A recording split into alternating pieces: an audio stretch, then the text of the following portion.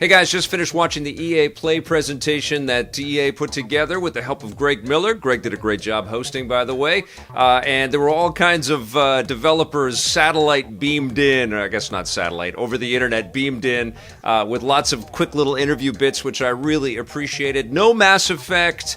There was no news of any kind of huge WB purchase or something, which I feel is probably somewhat imminent. I think that EA, if AT&T is going to sell off WB Games, I think it's likely going to be EA that's going to step forward because they've done so much work in the past with WB. But that's a conversation for another day. So there was no Battlefield. There was no new news about Star Wars Battlefront. But there was a lot of great information about Star Wars Squadrons, and it is up near number 1 or number 2 for my most anticipated games of 2020 list right now. Miles Morales is up there. Tony Hawk 1 and 2 remake is up there right now. Incredibly hyped for Star Wars Squadrons. I'll get to that one in just a sec, though. I kind of want to go through the chronological order of how things went down through the presentation. It kicked off with some Apex Legends. They're going into Season 5 right now, but the biggest news, I think, is that there's going to be cross-play, and there's going to be a Nintendo Switch version of Apex Legends. Also, a Steam version. EA showed off a lot of love for Steam during this presentation. Of course, they've got a whole bunch of games on Steam right now, and they were giving Steam free codes away during the presentation, which was great marketing and very smart. We had a little sneak preview of Sims 4, which of course is now on Steam, and they also dropped in something kind of interesting. I was watching the video on Electronic Arts YouTube page, and people were just like, oh my god, skip, I don't want to know anything about Sims 4. Then that Baby Yoda image showed up, and everybody's, Baby Yoda? I saw a whole bunch of all caps Baby Yodas stream by. So I think that was a smart move there, EA and the Sims folks. Then we got a little bit of an indie showcase. We got Joseph Fares back up on stage there celebrating his Oscar speech. I'm not going to swear, my kid's in the background back there. But always an interesting fellow, a lot of passion, a lot of charisma. He's talking about his new indie game called It Takes Two, which feels a little bit heartbreaking, but also kind of clever. Again, playing with the idea of controlling a couple characters at the same time. Looking forward to checking that game out. And also the other indie game, which is called Lost in Random, being made in Sweden. That game kind of looked like a Tim Burton animated enterprise. Looks like a lot of creativity and a lot of fun in that one. We've got to wait for that, though. That comes out in 2021. Then we also got a taste of Rocket Arena, which I actually got hands-on at pre-E3 last year, and it was very fun. It's definitely in the vein of the hero shooters that are out there, the Fortnites and the Apex Legends, fused with a little bit of the Rocket League kind of vibe, as well as the old, any of the tournament games, the Quake Tournament or Unreal Tournament. It's cartoony and fun and finely tuned. I think that that's going to be a pretty successful title when it comes out, but I don't know how much EA is going to push that when they've got their own Apex Legends juggernaut.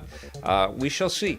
We also got a little bit of a taste of next-gen video game development from studios like DICE and Criterion and BioWare, just little tiny glimpses of stuff that people are working on with the technology that the next-gen hardware is going to allow. And the Criterion one especially took my breath away. That looked like video footage. It was so realistic. I thought we were watching a video shot sequence, like an intro sequence or something to a new racing game they're working on. That looks incredible. Very excited to see what DICE pulls off with probably Battlefield 6 with the new hardware and with new ray tracing and all the visual effects and flourishes that they're going to be able to put into their titles. Can't wait to see what a Dragon Age game is going to look like on PlayStation 5 and Xbox Series X. Yeah, we're heading into some exciting times. A little disappointing that we didn't get more of that in this showcase, though. It would have been good to kind of get a real sense of what next-gen means for Electronic Arts. Although these tastes were very tantalizing, I dug them very much. And then, of course, they ended the big showcase with the announcement that Skate is returning, and I'm sure there were lots of people cheering in front of their screens at home, and that was definitely a moment to be celebrated in a group, and it's so disappointing that we all couldn't get together and be in the same room and go, "Wah!"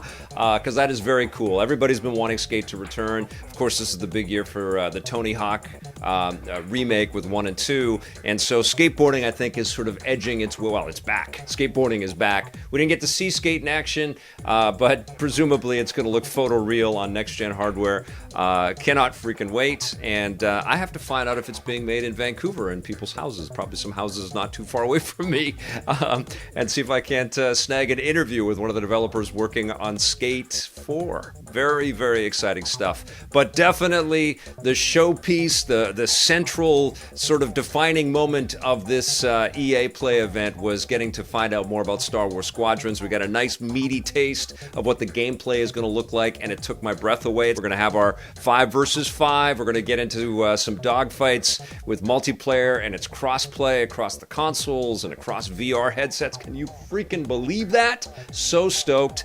The ships looked incredible. The fact that you have to kind of understand the subsystems and look at your power rating and your shield rating and your weapons ratings and kind of adjust them on the fly and be very cognizant of what you're going to need for each engagement is very cool. Definitely leaning in the direction of the old X-Wing games. Psyched about that. Visuals looked stunning, and it was definitely a focus on the cockpit view, I guess giving us a real suggestion that this game is going to be outrageous in VR. Very, very stoked to see this thing coming together. It's coming out pretty early in the fall, and I was gobsmacked. I was sitting there with my jaw on the floor going, oh my god, I can't wait to get my hands on this game. I like the fact that there's a story mode. I like the fact that it's intercutting back and forth between the light side and the dark side, and we get to experience flying and the controls of these different spacecraft. I loved flying in between the capital ships. I like that there's going to be multi-tiered engagements where we've got to take down massive installations or giant ships and then continue on in our progression. Yeah, this is an incredible start. I even like the way that they set all of this up with the head of EA Motive kind of showcasing his profound love for Star Wars with early illustrations that he did based on playing the old X-Wing games. Yeah, this could be a massive new experience for Electronic Arts and their partnership with Lucasfilm.